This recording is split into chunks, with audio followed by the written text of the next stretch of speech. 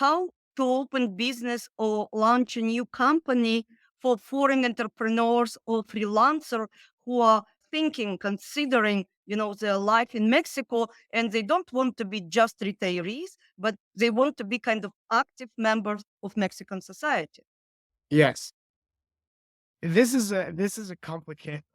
The answer they always give is it depends, right? It really depends.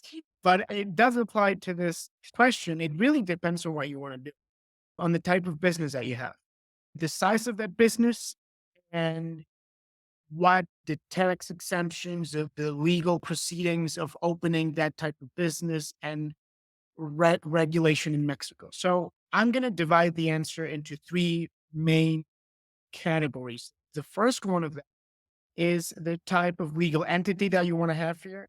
The second of it is the type of compliance that you're looking depending on that type of entity. And the third one would be tax.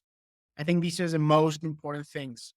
Now, in Mexico, we have a wide variety of options when it comes to coming here and opening a company, such as an LLC, for example, the equivalent of an LLC.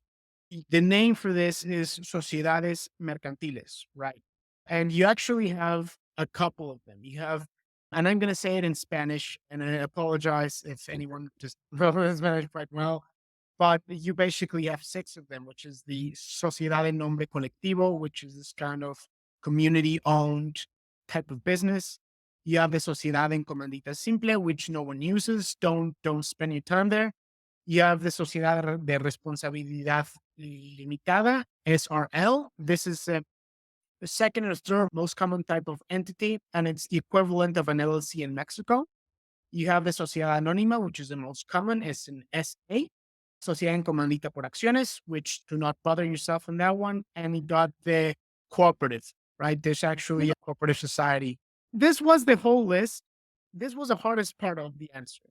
Everything goes downstream from that. So, Okay. so I will use your example, Emily. This is the list. So I would say that if you are a solo entrepreneur, that you have a small business, that you're not a large business owner. There's someone who come here and maybe wants to open a small business, right? The best option for you would actually to be to either have a SAS, which is a Sociedad por Acciones Sin Simplificadas, which is the only type of company in Mexico that you can open as an individual. In all other types of companies, you can open it yourself. And the good thing about it is that you can open it online.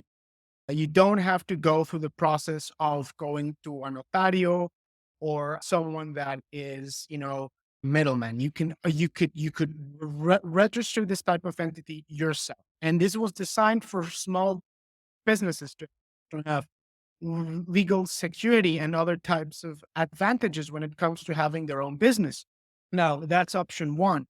Option two is that if you're really a more online type of guy and you have an online business, which is a case for a lot of our clients, they work online, they work abroad, they have clients all over the world and they like to work from their laptops and they have a client base that's very diverse.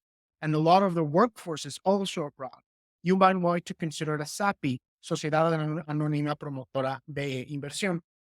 Those two options are the ones I bring up because they're designed for the type of clients that you and I encounter, either small business owners or savvy entrepreneurs, people that are in tech, people that are working in consulting, that are doing remote online work.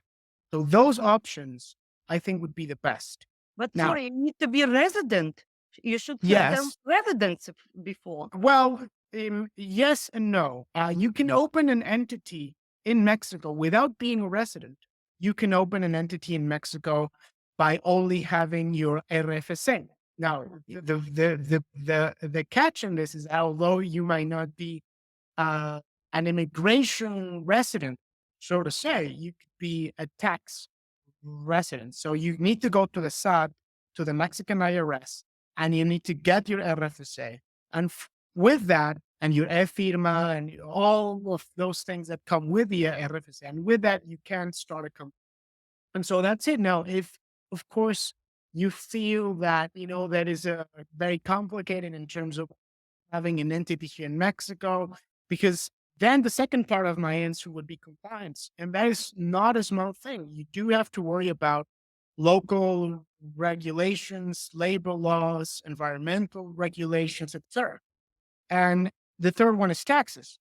But if you think that's very complicated and maybe you will run your business from Mexico, but not necessarily operate within the Mexican economy in a broad way, I think that the best way to do it would be through, if you already have an LLC, for example, in the States or in Canada or an entity in Europe, you could actually bring that entity here and work from here. You don't have to open a specific Mexican entity to do that. You could use your already existing LLC or your already existing company in Mexico. All you have to do is actually go to the authorities and let them know that you have that. There's a special registry that you have to apply to, and you also need your RFSA. But that option can be easier and cheaper and could take less amount of time. But if you have a big business, if you have something that's, making in the range of millions of dollars a year, I would suggest that you would open an entity here in Mexico specifically for that business.